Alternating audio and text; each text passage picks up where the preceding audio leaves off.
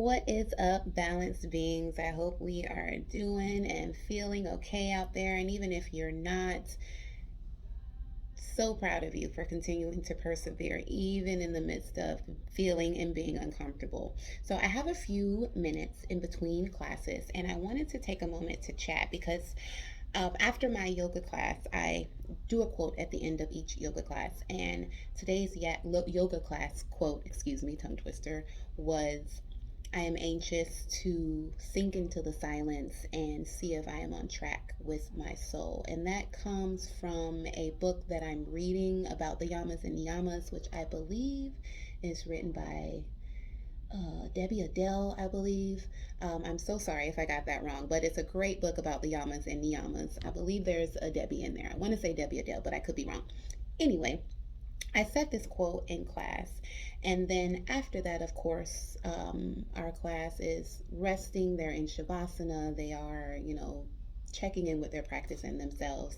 And what I've found, and maybe even other yoga instructors can relate to this, is that moment when you sit your class down or lay your class down, for lack of a better term, in Shavasana, they're silent and then you have to kind of deal with that. And to be honest, like it can get a little awkward. So it's kind of a practice for me as well to like be okay with that silence and just letting it be there.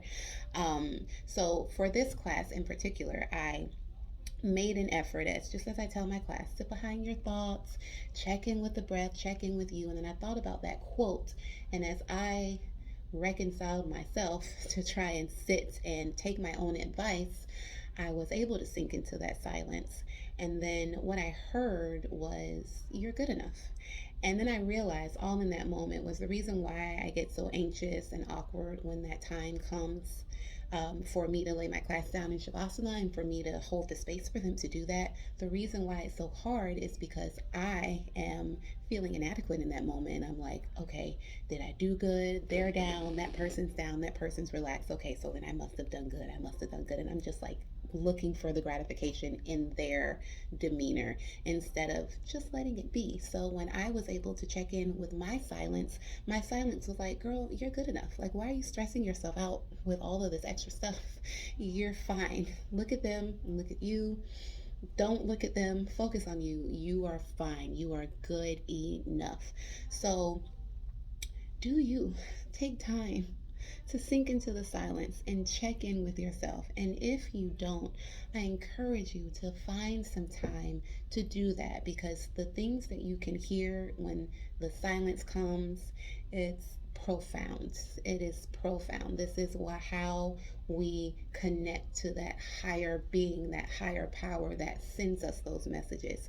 And even though I spend most of my days instructing people to do it in that moment, I forgot about it, and I got it back by simply sinking into the silence and checking in with myself. So, if you do that, let me know what comes about. What insights do you get when you sink into the silence and check in with yourself?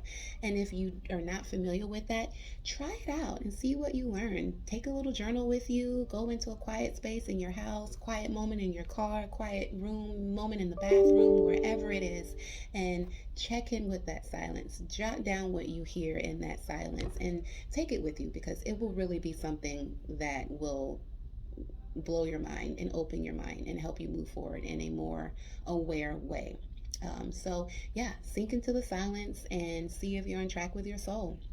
My soul is good. I hope yours is good too. Enjoy your day. See ya.